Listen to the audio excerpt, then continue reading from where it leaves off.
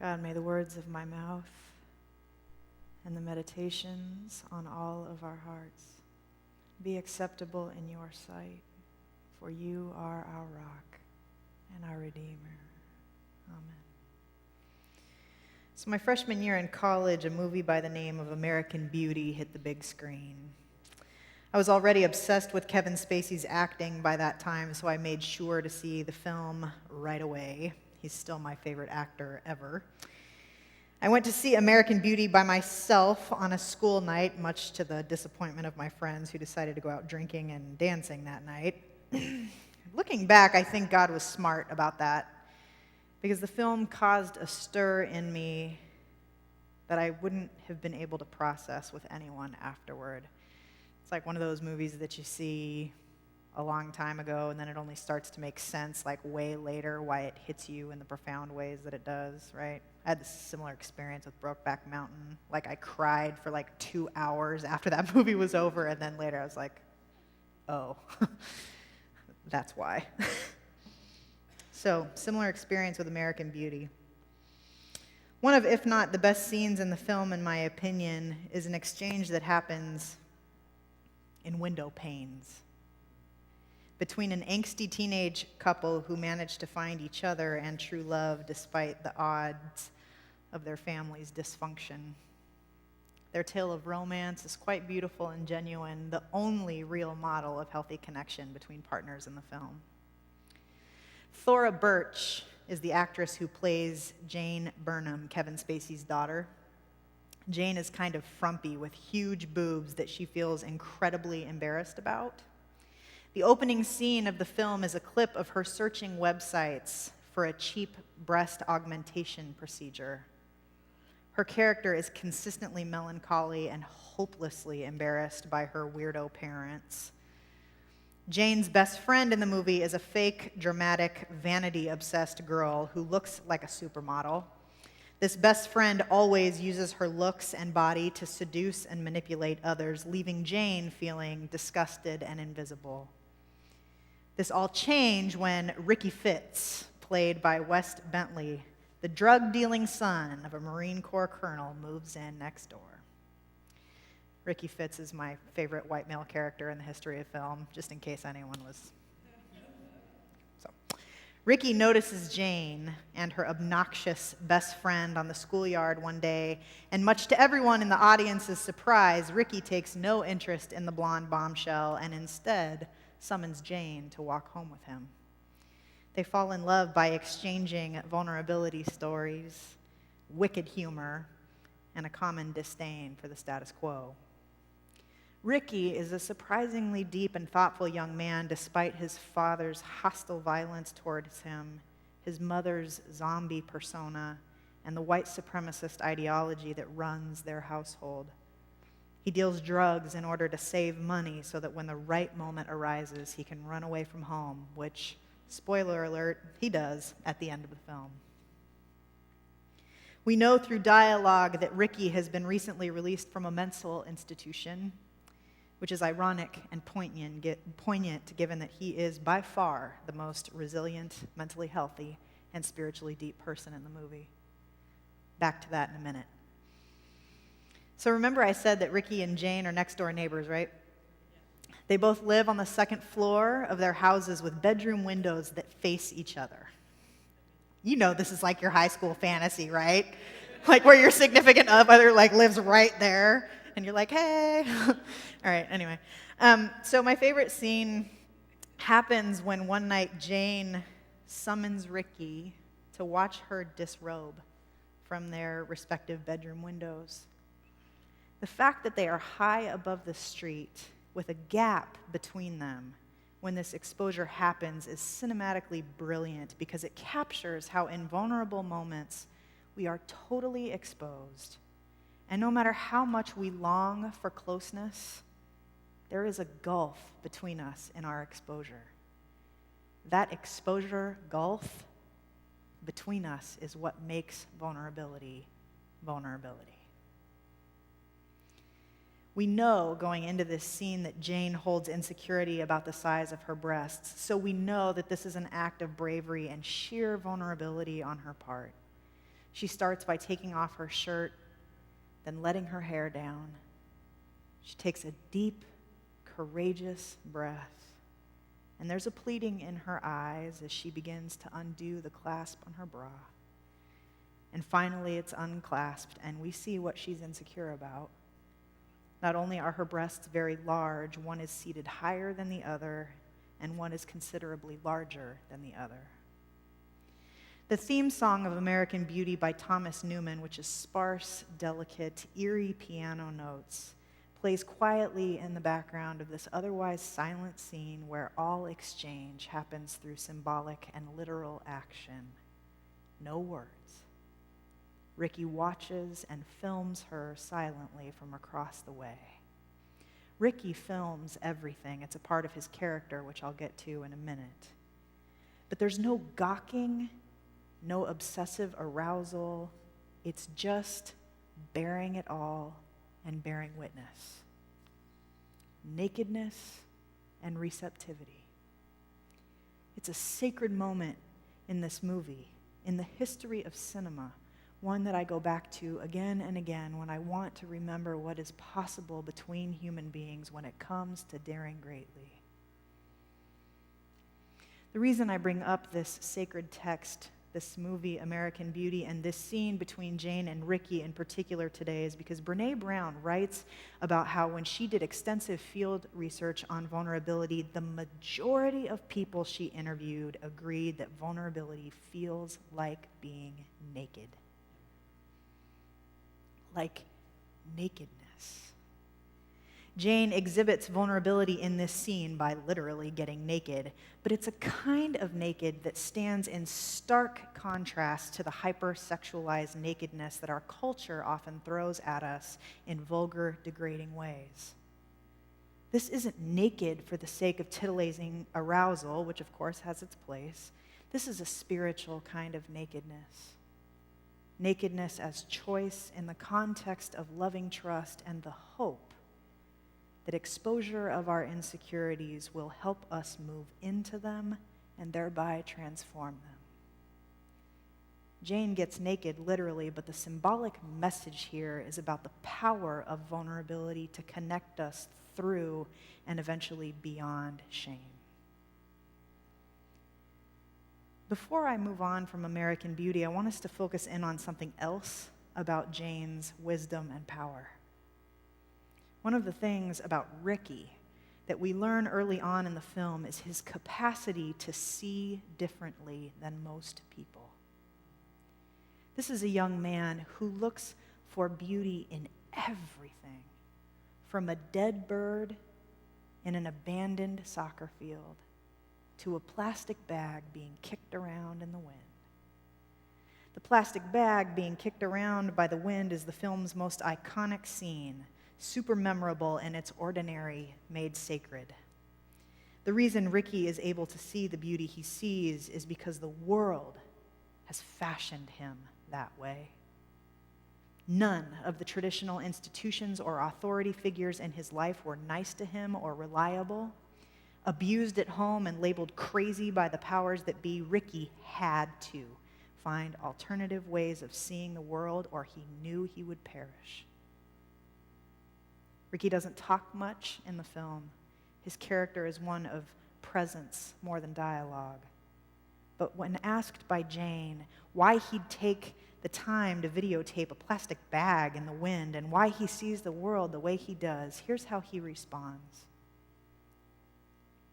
It was one of those days when it's a minute away from snowing and there's this electricity in the air. You can almost hear it, right?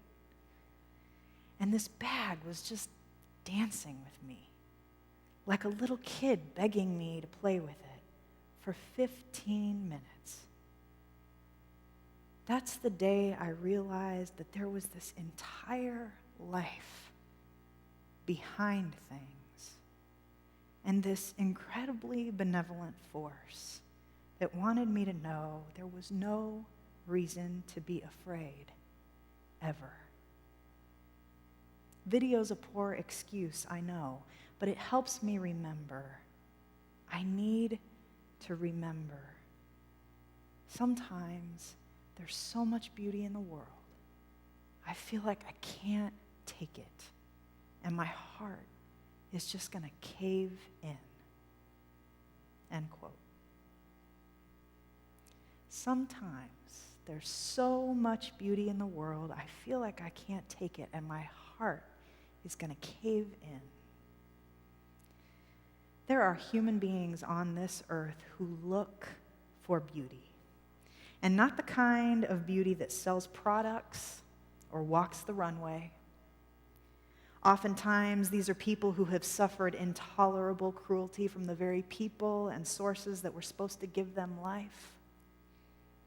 But instead of becoming bitter and cruel in order to survive and thrive, they learned how to look for alternative sources of power, of wisdom, of beauty. This is the beauty that Ricky speaks of, the beauty that is the source of life behind things.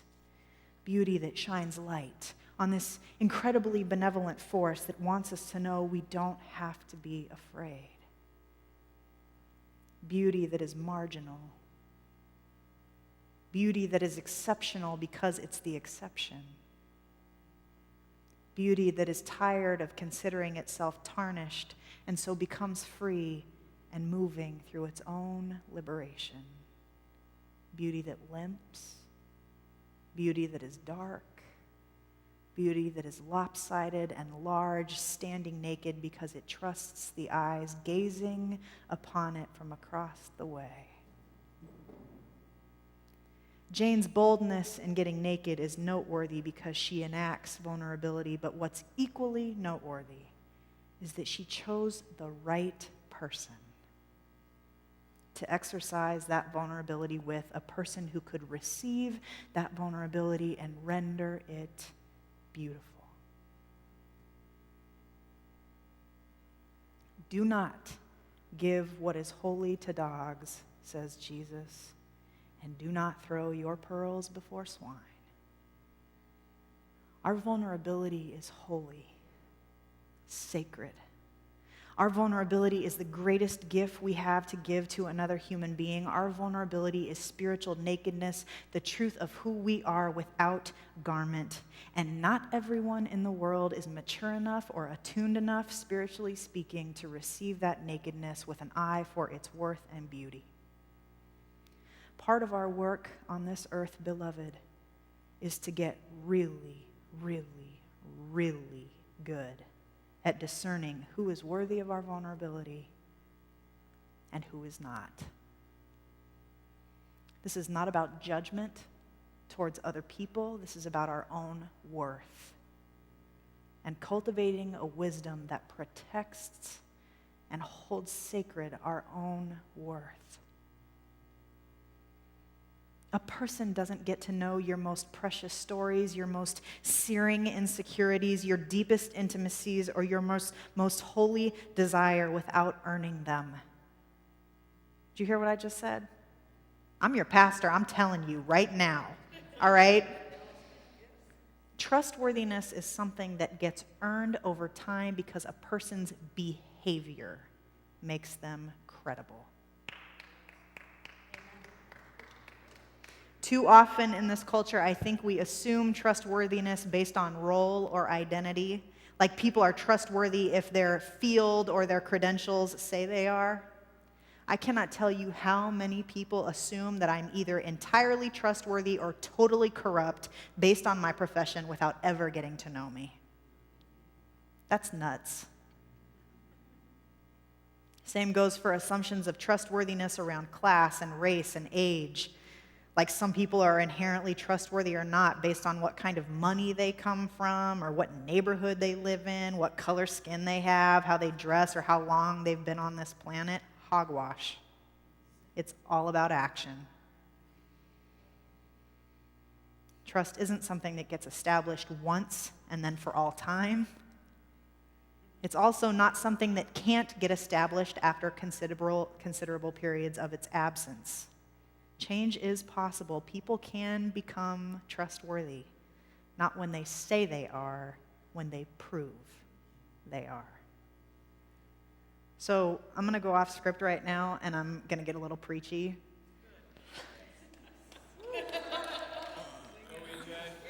And this, let me just preface by saying that this comes from, like, sitting in my office for years, listening to people tell me stories of coming out to the wrong folks. Or, like, talking to somebody about their financial problems, a person who's like a total, you pull yourself up by your bootstraps kind of person, right? Or talking with somebody about body image issues and eating disorder issues, a person who's like, just eat right and go to the gym. Or whatever. People have to earn your vulnerability, y'all. Like, if you know someone is homophobic, do not go looking for the mirror of love to reflect back your gay, queer, questioning self, all right? Don't do that. Please, for the love of God, don't do that. Come up in here. We'll show you how dope you are. We're good at that. Yes? Okay.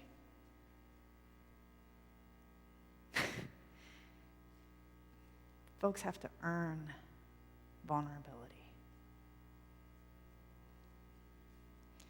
So what helps us discern who is trustworthy and who isn't? Because clearly, given the language about dogs and swine, Jesus wants us to figure this out, yes? So who are the Rickies in your life? The people who have learned to see vulnerability and to render it beautiful. Who are the people who regard not just you, but themselves, others, and the world with tenderness and care in moments of exposure? Do those people extend their own vulnerability sometimes? And are you one of those people?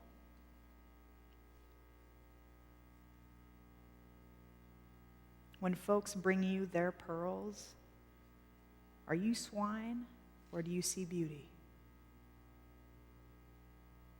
Do you look for the source of life behind, underneath, alongside, shining through things?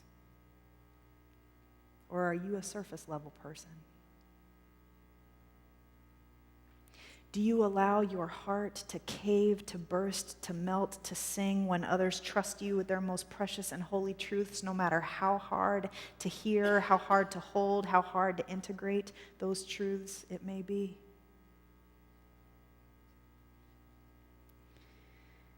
When people have revealed their vulnerability to you, do they walk away more or less afraid of themselves and the world? Do they walk away more or less afraid?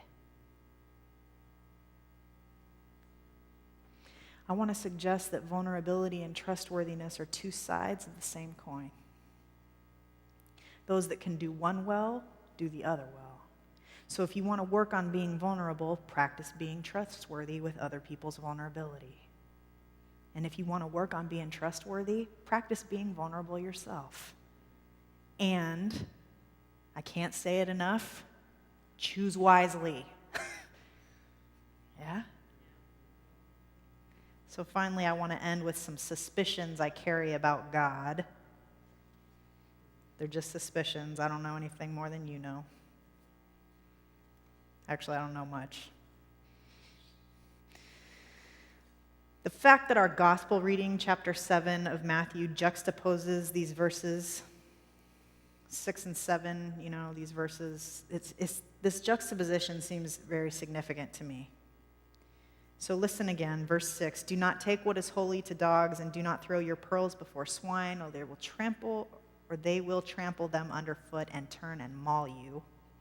Right next to, "Ask and it will be given you, search and you will find, knock and the door will be opened for you, for everyone who asks receives, and everyone who searches finds, and for everyone who knocks the door will be opened." Verse 6 tells us what not to do, and verse 7 tells us what to do. Not that, this. Don't place and throw what's valuable into careless territory, but do ask, seek, knock in sacred territory. This feels like an invitation to prayer to me. To to vulnerable prayer with the most trustworthy source there is. These texts feel like God asking us to get naked, with a promise that we will be seen in our full beauty if we but dare greatly and begin.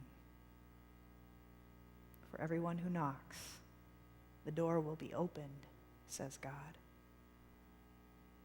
Most human beings see in a mirror dimly. The special ones look out through adjacent windows and see beauty. If the best of us can do that, just imagine what God can do. Amen.